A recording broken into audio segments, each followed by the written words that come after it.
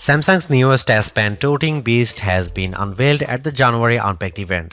That's exactly 11 months after the announcement of the Galaxy S23 series. It seems Samsung has been growing too eager to launch its flagships before the typical 12-month cycle is up. So what are we getting? New processor? Sure. Some decent facelifts? Definitely, with a titanium frame to keep up with the times. A bit of a camera module shuffle has the zoom cameras changed up a bit, but we still end up with 4 cameras on the back like before. And we now get to see the Galaxy S24 Ultra go completely flat screened. There's just ever so slight arc at the edge of it, so it fuses into the frame seamlessly. Samsung has been reducing the edge curve over the past few years.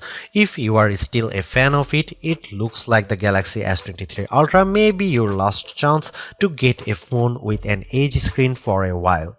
The good news is that we do expect Samsung to keep selling the S23 Ultra as a reduced cost model over the next year. But back to present times, Samsung has launched a trio of Galaxy S24 device, and of course you can expect a Galaxy S24 review and S24 Plus review as soon as we put them through the full slew of benchmarks. All hail titanium, the new ruler of the flagship phones. Joking aside, we have a titanium frame on the Galaxy S24 Ultra now, following in the footsteps of Apple's Pro iPhones.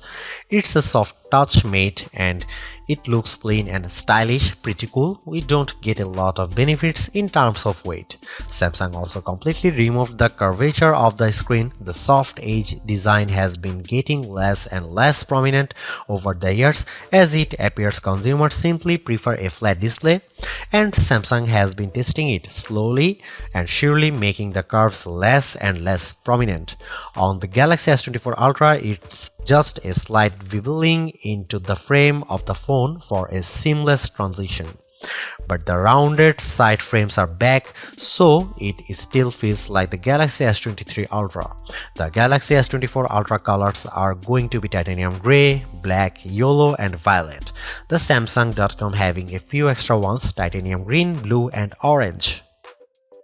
Okay, we are back to having a 200 megapixel main camera and a 12 megapixel ultra-wide camera, and then 2 zoom cameras, a 10 megapixel zoom camera with a 3x telephoto lens and 50 megapixel one with a 5x lens. You may have noticed the 5x camera replaced with 10x lens of yesteryear. Apparently, Samsung is going to be using the high-res 50 megapixel sensor and some AI trickery to achieve the same or better results with it. The Galaxy S24 Ultra will be available with a brand new Qualcomm Snapdragon 8 Gen 3 mobile platform for Galaxy all over the world, instead of having an Exynos variant as in years past. And yeah, that's the full name apparently. Samsung and Qualcomm are continuing their partnership, and the Snapdragon in the Galaxy S24 phones will be a bit more powerful than the Snapdragon other phones get, or at least slightly overclocked. For what it is, Snapdragon 8 Gen 3 is an extremely powerful processor, no doubt, one that enables the AI trickery that the S24 can do with pictures and live translations. We recently reviewed the Asus ROG Phone 8 Pro, which has the Snapdragon 8 Gen 3, and it crushed benchmarks. Of course, we have to test Samsung's optimizations before making a blanket statement here.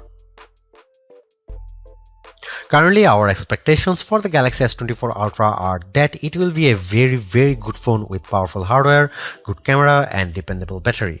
We don't expect some head-turning new features or improvements, so we are curious how far those AI tricks can go and how often Samsung will add new ones. That is to say, we don't think that Galaxy S23 Ultra owners will be rushing to upgrade to it, but it will definitely be a killer phone for newcomers. But we will see. We have to run it through our performance benchmarks and camera tests to draw a final verdict. Thanks for watching. See you in the next one.